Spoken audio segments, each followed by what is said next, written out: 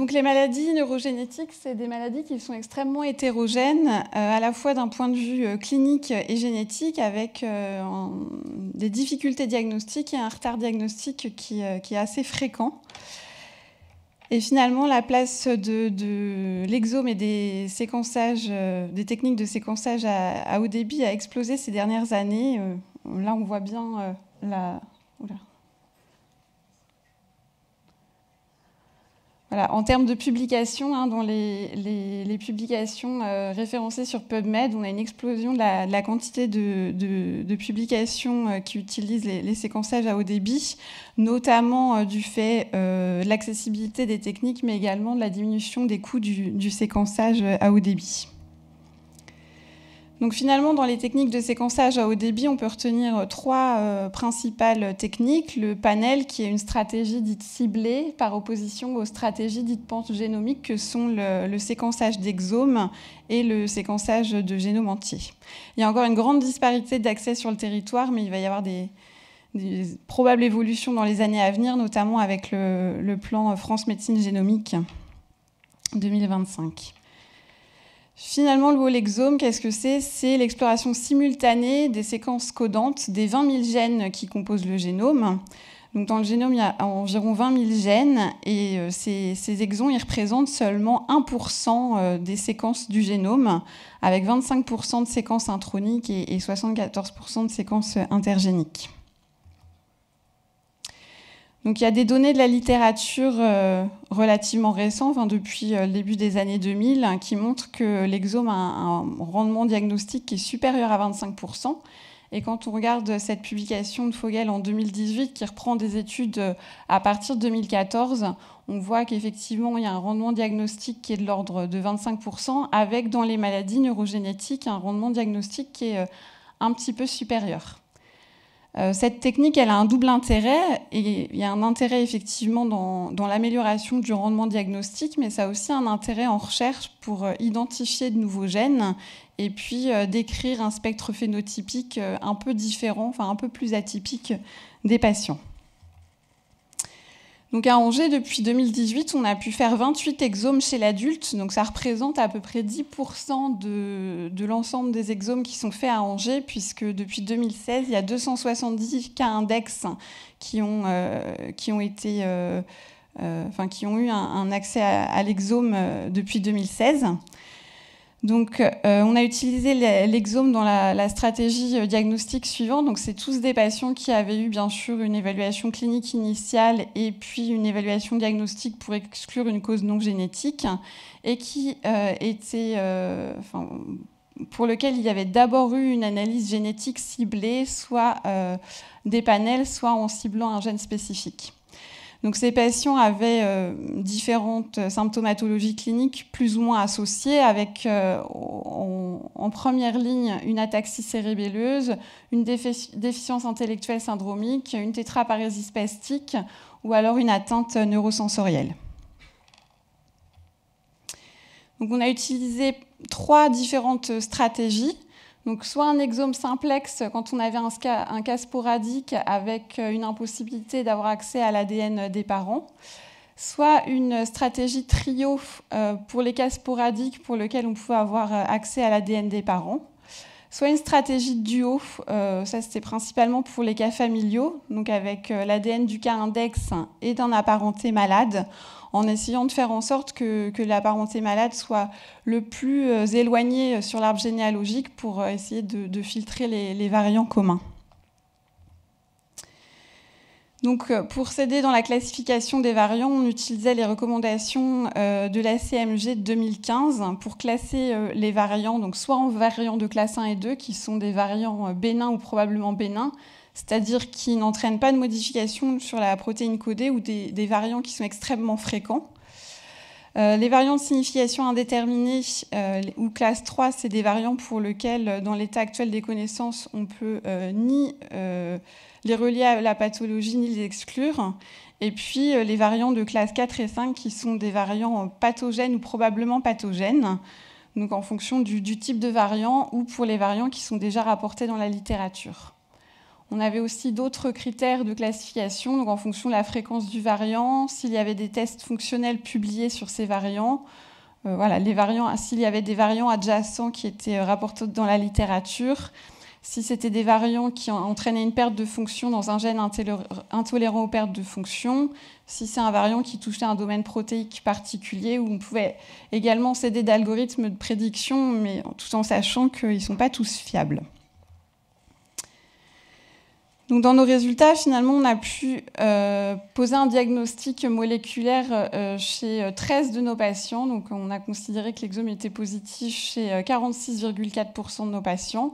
Et pour la grosse moitié restante, on a considéré qu'il était négatif. Donc il y en avait 7 pour lesquels on n'avait pas du tout de piste diagnostique, 4 gènes candidats et 4 variants de signification indéterminée, c'est-à-dire voilà, des variants pour lesquels on ne peut actuellement pas conclure et il faut aller un petit peu plus loin. Donc finalement, avec cette stratégie, on a un taux de diagnostic additionnel de 46%. Si on regarde en fonction de la stratégie utilisée, on voit que finalement, à l'exome simplex, on a quand même 50% d'exomes positifs. Par contre, c'est vraiment dans cette catégorie-là qu'on va avoir le plus de variants de signification indéterminée. Pour la stratégie duo, c'est pas trop surprenant puisqu'on est dans les formes familiales, on a quand même une bonne rentabilité diagnostique avec 2 exomes positifs et un gène candidat. Et puis, dans les trios, on a à peu près un tiers d'exomes positifs et là encore, une quantité relativement importante de gènes candidats. Donc ça, c'était le tableau qui regroupe les résultats d'exomes positifs. Donc finalement, on a pu voir qu'il y avait un rendement diagnostique qui était assez intéressant et puis ça pouvait montrer l'intérêt aussi par rapport au diagnostic pour des phénotypes un peu atypiques. Par exemple, on avait une patiente qui avait une ataxie cérébelleuse au premier plan chez qui on a retrouvé un variant SPG7 et puis un patient pour lequel on avait un gène qui n'était pas présent dans les panels, parce que c'était un gène qui avait été récemment décrit, et donc finalement, si on n'avait pas été à l'exome, on n'aurait pas pu poser de diagnostic autrement. Et puis pour illustrer un peu le propos, on avait aussi une patiente qui avait une maculopathie avec une ataxie cérébelleuse au second plan, chez qui on a retrouvé, donc qui est hétérozygote composite pour le gène WDR81. Donc c'est un gène qui est décrit pour donner classiquement une ataxie assez sévère avec des gens qui ont une démarche quadripode. Ça a été décrit dans une famille consanguine en Turquie, des patients qui ont une ataxie cérébelleuse et puis un retard mental. Et donc notre patiente, elle n'avait pas ce phénotype-là, elle avait une ataxie cérébelleuse beaucoup moins marquée, pas de retard mental, une atrophie cérébelleuse, mais pas d'atrophie du corps calleux comme ça a été décrit. Et finalement, c'est l'atteinte maculaire qui est assez spécifique qui nous a permis de conclure sur ce variant. Donc, en ce qui concerne les patients qui avaient une ataxie cérébelleuse au premier plan, on avait 10 patients, et là encore, on a retrouvé 50% d'exomes positifs, avec, pour les duos, 100% d'exomes positifs. Donc finalement, on a pu voir qu'avec cette stratégie d'exome, on avait un taux de diagnostic additionnel de 46%, 50% pour les ataxies cérébelleuses. C'est à peu près conforme aux données de la littérature, sachant que depuis 2014-2015, les techniques de filtration des variants sont un petit peu améliorées, donc ce qui peut expliquer qu'on soit un petit peu au-dessus de ces résultats.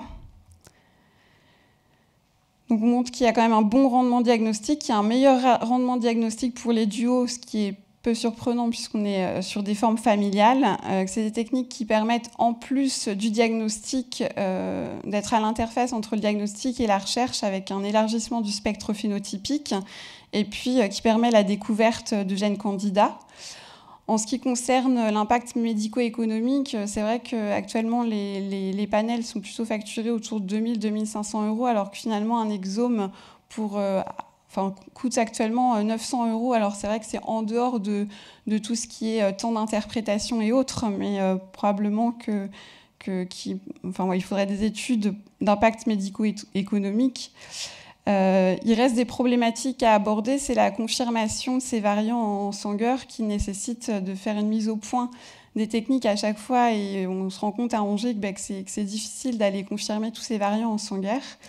Il y a aussi la gestion des découvertes fortuites, donc il n'y a pas de directive actuellement, mais c'est vrai qu'il faut bien informer les patients et leur demander leur consentement par rapport à ça, puisqu'il peut y avoir des problématiques éthiques derrière ça.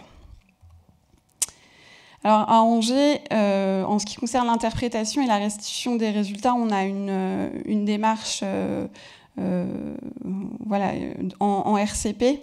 Il faut vraiment une collaboration multidisciplinaire pour interpréter et valider les données. Donc on a une RCP d'abord pour valider l'indication de l'exome et puis ensuite pour valider ou non le rendu de résultat. La filtration et l'interprétation des variants, elle n'est pas simple. Hein. Sur un exome simplex, on a 60 000 variants, dont 100 variants rares, donc il faut vraiment faire attention aux résultats.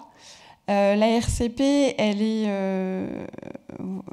on regroupe différents médecins de différentes spécialités, des neurologues, des généticiens, des biologistes moléculaires, des bioinformaticiens. Voilà, il peut y avoir aussi parfois des pédiatres et des biochimistes en fonction des problématiques, et c'est des réunions qui sont préparées à l'avance. Voilà. Les règles de classification donc, des variants, elles sont liées au variant lui-même, hein, comme je vous l'ai dit tout à l'heure, mais il faut que les cas cliniques soient extrêmement bien documentés pour pouvoir voir si le gène est compatible avec le tableau clinique.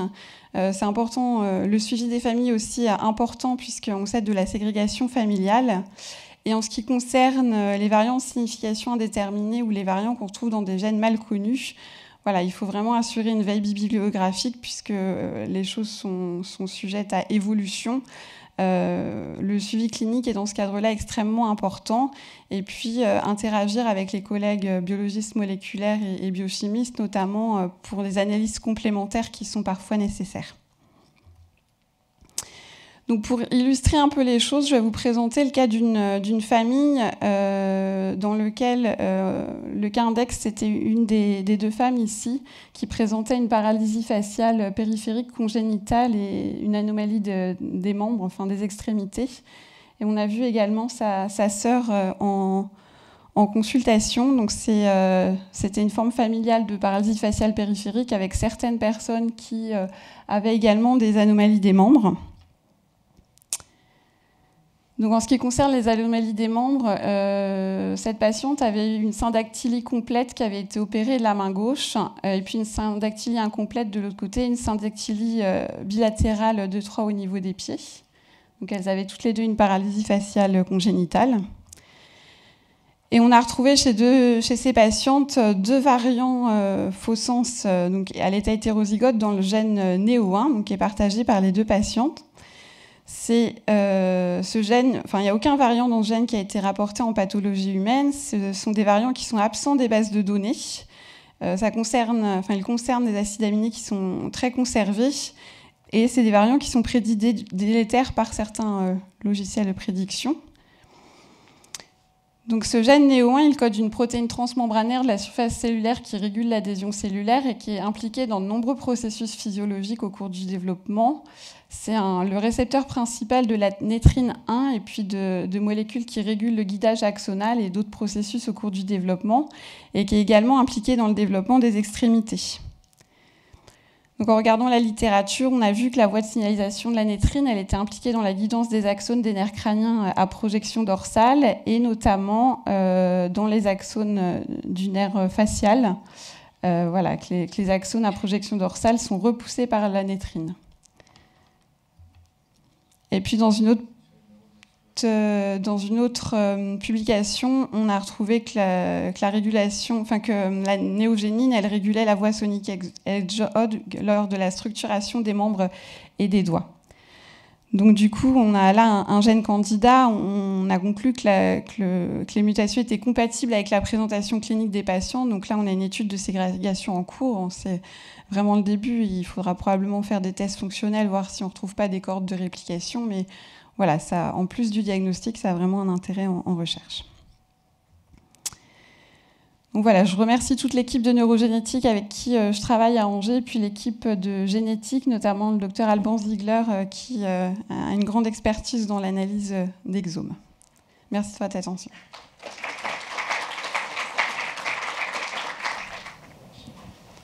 Oui, bonjour. Merci pour votre présentation. Je voulais juste vous demander, quand vous dites exome négatif, quels sont vos critères pour... Est-ce que j'imagine qu'il y a toujours des variants, mais comment vous dites qu'un exome peut être négatif? Voilà. Du coup, c'est vraiment, on regarde d'abord les gènes homimes qui sont impliqués en pathologie. Après, effectivement, il y a énormément de variants, donc on essaye de les prendre un par un et de voir si on a des choses qui sortent. Après, c'est vrai que voilà, c'est toujours difficile de dire exome négatif ou variant de signification indéterminée.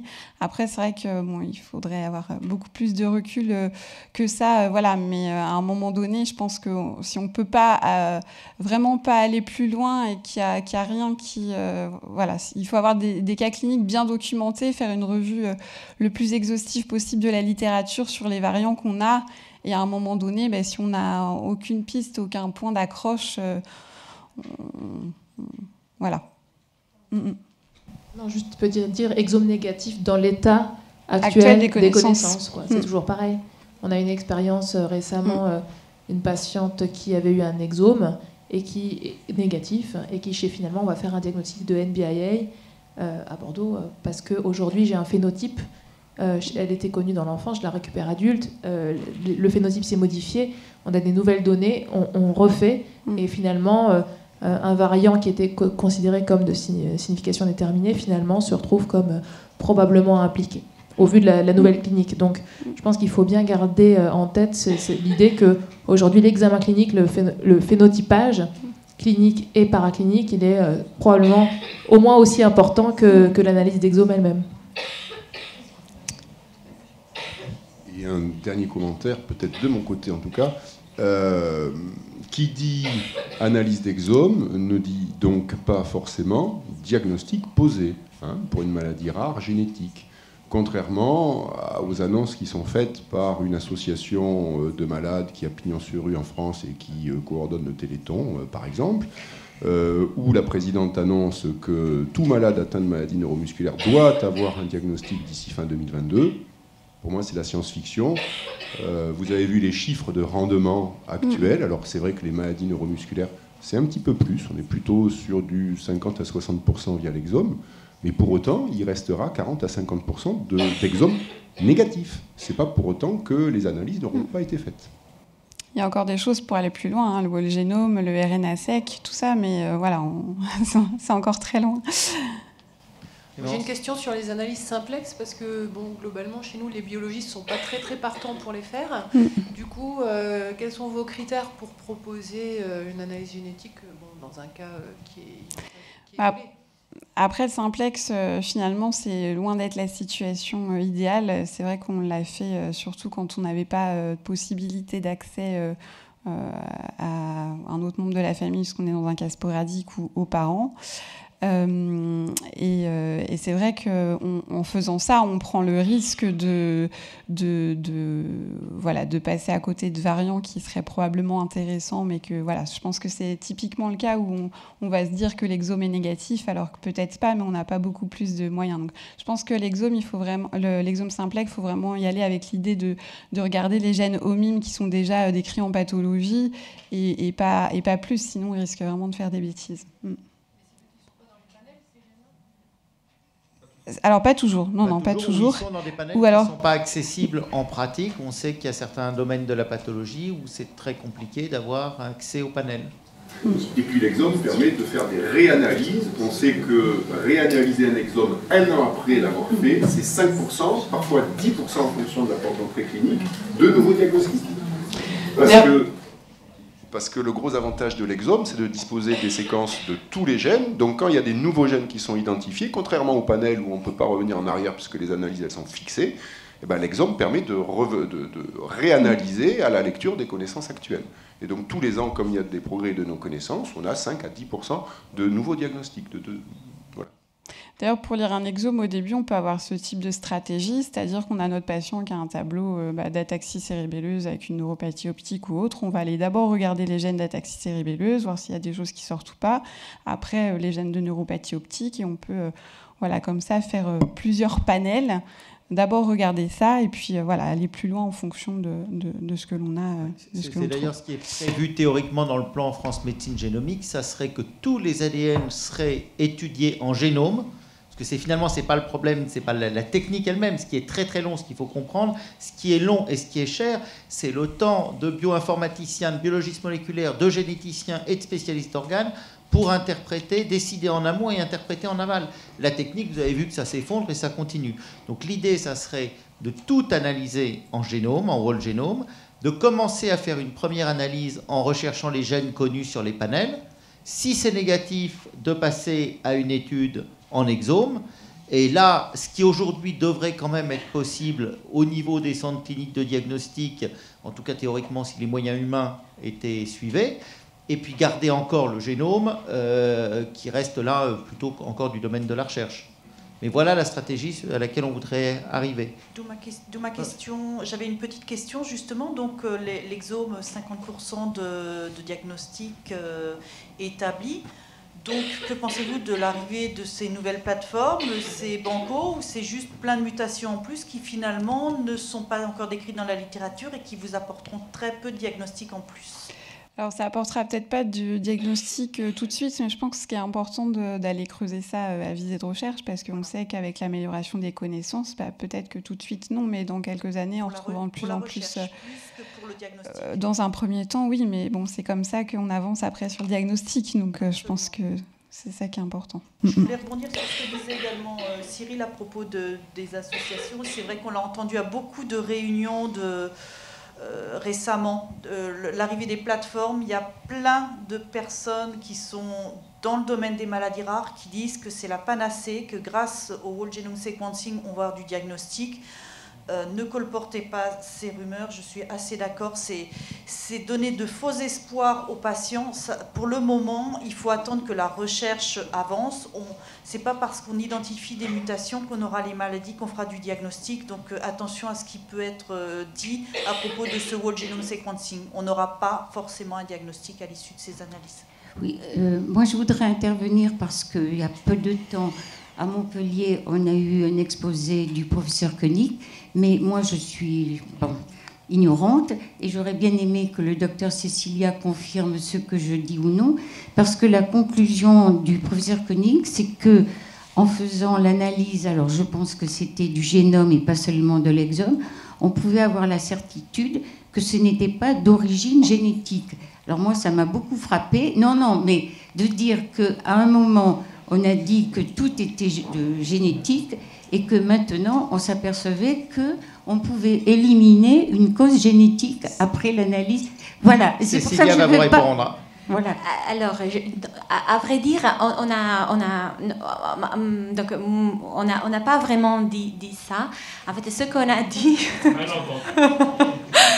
Non, on a un peu discuté du fait qu'effectivement, il faut un peu effectivement réfléchir en amont à quel type de patient on propose ce type d'analyse. Parce que surtout pour les sujets adultes, qui ont un début adulte et pour des cas sporadiques, et après nous on parlait en particulier des cas d'ataxie, effectivement, il y a un certain nombre de patients qui n'ont pas effectivement, en fin de compte, une vraie maladie génétique, mais il s'agit peut-être de maladies dégénérative et on pourrait donc à tort demander ce type d'analyse, mais on a bien dit que le fait qu'on fait des analyses génétiques, même la plus exhaustive, même si on fait un génome en fait entier, et ça revient, on va dire entre guillemets, négatif à l'état actuel des connaissances, ça ne permet pas d'exclure en fait. Après, ça tout dépend aussi de la clinique. Si c'est effectivement un cas sporadique avec une ataxie qui démarre à 70 ans et qu'on lui fait un génome entier et que voilà, ça c'est vraiment hors de... Ça veut dire que le patient peut-être a été mal orienté. Voilà. Donc c'était un peu ça la discussion. voilà. Il faut des RCP de validation. Voilà. Il ne faut pas envoyer tout et n'importe quoi. Il faut savoir ce qu'on pourra interpréter. Les choses avancent. L'idée du message qu'on voulait faire passer, c'est que les panels fonctionnent relativement en routine, fonctionnent relativement bien. Mais ça coûte finalement relativement cher. Et aujourd'hui, le problème de l'exome, c'est qu'il n'est pas financé, c'est-à-dire qu'il n'a pas de cotation. C'est pour ça que les hôpitaux préfèrent faire parfois 2-3 panels, ce qui va faire 7-8 000 euros et pas dépenser 900 euros. Parce que c'est 8 000 euros pris en charge par la sécurité sociale, pour faire simple, versus 900 euros où il faut se débrouiller pour trouver un financement. Donc tous les CHU en France ont réussi, je pense, ou en tout cas un certain nombre d'entre eux, à débloquer un petit peu de financement pour de l'exome, mais ça vient pour beaucoup des services de... Alors c'est normal, c'est dans les services de génétique, dont l'ADN, si je puis dire, des services de génétique, est beaucoup orienté sur le retard mental, ce qui fait que dans beaucoup de CHU, dans ceux qui en tout cas ont accès au génome, aujourd'hui c'est quasiment exclusivement réservé aux enfants dans un contexte de retard mental. Et là, un peu la particularité qu'on vous a présentée à Angers, c'est qu'étant donné qu'on a pu négocier une enveloppe supplémentaire avec notre direction générale sur l'argent qui se foutait dans la poche et qui gardait sur les maladies rares, on a réussi à en récupérer un peu comme ça. On l'a récupéré au prorata du nombre de centres de référence. Et étant donné qu'à Angers, la moitié des centres de référence sont dans mon service en neurologie, ça a fait qu'on a pu avoir accès comme ça chaque année à quelques dizaines maintenant d'exomes, et on voit que c'est quand même rentable, parce que ce qu'il faut bien comprendre, c'est que ce n'est pas 50% de résultats génétiques, c'est 50% de résultats génétiques pour ceux pour lesquels on était en échec après avoir fait tout ce qu'on était capable de faire. Alors, c'était, on va dire, sauf pour les cérébelleux, où aujourd'hui l'accès au panel est quand même très limité, c'est-à-dire que pour toutes les autres pathologies, quand il y avait un panel disponible en France, il avait été fait. Pour les ataxies cérébelleuses, si on était sur du... Enfin, on va dire que les gènes dominants, les SCA, le Friedreich, les quelque chose les plus évidentes étaient faites, mais la plupart du temps, le panel n'avait pas été fait. Voilà un peu où on en était. Et donc, quand on part de ce terrain-là, on fait plus 50% de résultats. C'est quand même une avancée qui est considérable. Moi, j'ai quand même, dans la manière de vivre les consultations de neurogénétique, ça nous a fait, parce qu'en pratique, on a commencé avant l'été dernier, c'est quand même une révolution de rendre, pour la plupart des familles que je suis depuis 10, 15, 20 ans, que je revois tous les ans, où je n'avais rien à leur dire, et au bout de 10 ans, je dis, tiens, on a quelque chose à vous dire. On a l'impression quand même, nous, que ça a un peu changé notre vie en consultation d'avoir cet accès-là. Après, juste par rapport à Montpellier, en fait, en particulier, il y a cette technique un peu particulière qui est un peu intermédiaire du mini-exome, et c'est ça qu'on disait. Et effectivement, ça veut dire faire que de l'exome, donc c'est pas toute la séquence, seulement la séquence codante. Et après, avec une analyse d'environ 7 à 8 000 gènes de maladies. Et ça a l'avantage donc d'éviter de faire parfois un panel après l'autre, parce que ça permet effectivement d'appliquer un peu cette technique dont elle parlait, de dire effectivement s'il y a un patient a un phénotype d'ataxie, je regarde d'abord les gènes connus pour donner une ataxie. Après, je peux étendre, s'il y a d'autres choses, regarder s'il y a une atrophie aortique associée. Et ça a permis effectivement de faire des diagnostics. Et le rendement, c'est entre 30 et 40%, en fait. Et donc, et effectivement, même des patients qui ont eu des panels qui étaient du coup trop restreints et n'ont pas eu de diagnostic, ont après eu un diagnostic avec le mini-exome. Donc c'est quelque chose d'intermédiaire. Et après, l'autre chose par rapport à ce que Cyril disait, c'est le fait de pouvoir revenir sur les analyses. Ça, c'est bien. Mais en même temps, en ces moments, c'est difficile parfois d'avoir le temps de revenir sur les analyses, dans le sens qu'il y a une liste d'attente. Donc une fois qu'on a passé, on va dire, un patient, on a analysé, et qu'on a réfléchi et un résultat est rendu, eh bien, avant de revenir sur ce même patient, il faut vraiment de nouvelles choses, soit au niveau clinique, soit parce qu'il y a derrière beaucoup de patients qui attendent la même analyse et c'est un peu compliqué. Oui, tu as tout à fait raison. Il y a une question des ressources biologiques qui sont nécessaires de mettre en œuvre pour réanalyser tout ça à la lecture des connaissances actualisées. Pour revenir juste un mot aussi sur les 50% de nouveaux diagnostics réalisés sur Angers, Je pense que ce sont des chiffres qui sont très probablement surévalués du fait vraiment d'un tri sélectif extrêmement important des patients qui fait qu'ils atteignent ce chiffre très satisfaisant de 50% de rendement. On a commencé par les familles, entre guillemets, les plus prometteuses. Voilà, donc en vraie vie, c'est beaucoup moins. Voilà. Juste revenir sur un élément, tu es passé vite, je ne sais pas si le concept était clair pour tout le monde, qui sont les données secondaires. Ça veut dire quand on fait un génome, un exome ou un génome encore plus, qu'on n'étudie pas uniquement les gènes de la pathologie. C'est-à-dire qu'on a une paraparésie spastique, on fait un panel, on étudie les gènes des paraparésies spastiques. A priori, si on trouve une mutation dans un de ces gènes, c'est le bon. Idem pour les ataxies cérébelleuses. Là, on étudie la totalité des gènes, y compris des gènes de prédisposition au cancer du sein, y compris et si dans une famille, il y a un problème de paraparésie spastique, et puis on trouve une mutation dans un gène de la maladie d'Alzheimer. Donc ça veut dire qu'on est susceptible de faire du présymptomatique sauvage. Qu'est-ce qu'on fait? Des résultats. Quand c'est un gène de prédisposition du cancer du sein et où on sait qu'il y a de la prévention à faire et que c'est vraiment un diagnostic utile en termes de survie, voilà. Quand c'est du vrai présymptomatique neurogénétique sur un gène de l'Alzheimer, alors on pose la question quand on fait les consentements, on pose la question, on explique aux patients qu'on est susceptible d'avoir ce type de données, donc on explique ça et on leur demande s'ils souhaitent être informés si on a ce type d'information. Je pense que ce qui est compliqué, c'est que les gens ont tous en tête l'histoire de la prédisposition à un cancer. Et ils répondent... Il n'y a pas quelque part une question différente entre les gènes quelque part utiles à connaître et ceux où on est vraiment dans du présymptomatique type maladie de Huntington, où aujourd'hui il n'y a pas d'intérêt direct. Il y a beaucoup d'autres indirects. Et là c'est compliqué parce que je pense que la plupart des gens nous répondent oui, mais parce qu'ils réfléchissent en disant si ça permet de dépister à temps un cancer du côlon ou un cancer du sein, on n'a pas envie de passer à côté de ça. Donc je pense qu'on est très très loin d'avoir poussé la réflexion sur la manière de faire jusqu'au bout dans ce domaine-là. Il y a quand même des recommandations au niveau international qui sont largement suivies et dictées par la American College of Medical Genetics, donc les généticiens médecins américains, d'une liste de gènes qui sont dits actionnables, c'est-à-dire sur lesquels une intervention précoce ou voire la prévention peuvent être mise en place. Et donc il y a 50 gènes aujourd'hui pour lesquels on considère qu'il va de l'intérêt du patient, voire de la famille, de rendre le résultat. La maladie d'Alzheimer, les maladies de Parkinson, Huntington ou je ne sais quelle autre pathologie neurodégénérative sans aucun traitement préventif ou curatif ne font pas partie de cette liste de gènes actionnables. En gros, c'est les gènes de vulnérabilité au cancer, c'est les risques d'avoir des myocardiopathies hypertrophiques ou des morts subites pour des troubles du rythme cardiaque. Ce sont plutôt ces maladies-là que l'on peut être amené à révéler.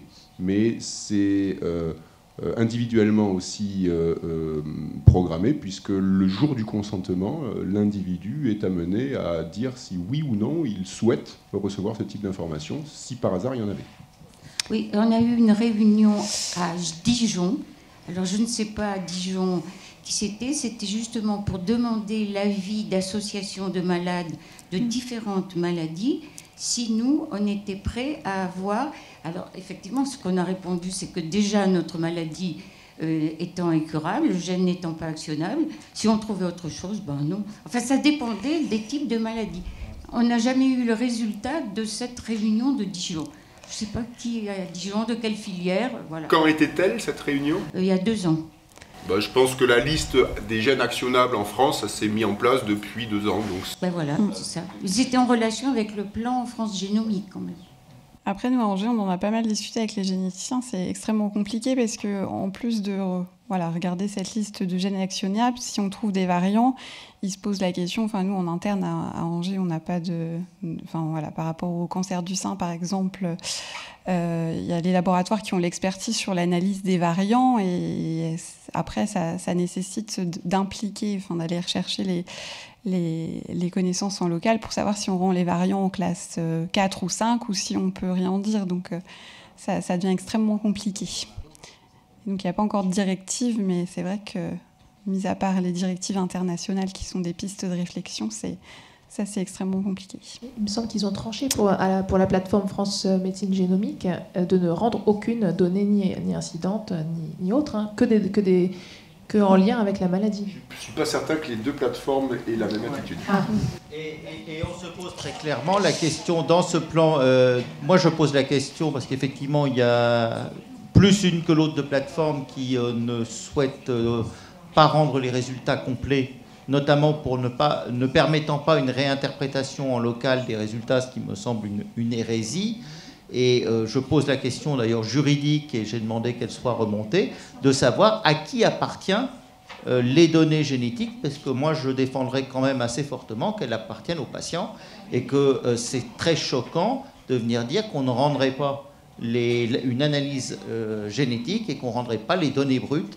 Et ça, on aura peut-être besoin du soutien des associations de patients pour faire entendre que ces données doivent revenir sur place, bien sûr, propriété, à mon avis, du patient, et ouvert à une discussion avec les médecins de proximité. Et c'est étudié par la loi de bioéthique ? Ça fait partie des choses qui sont en questionnement.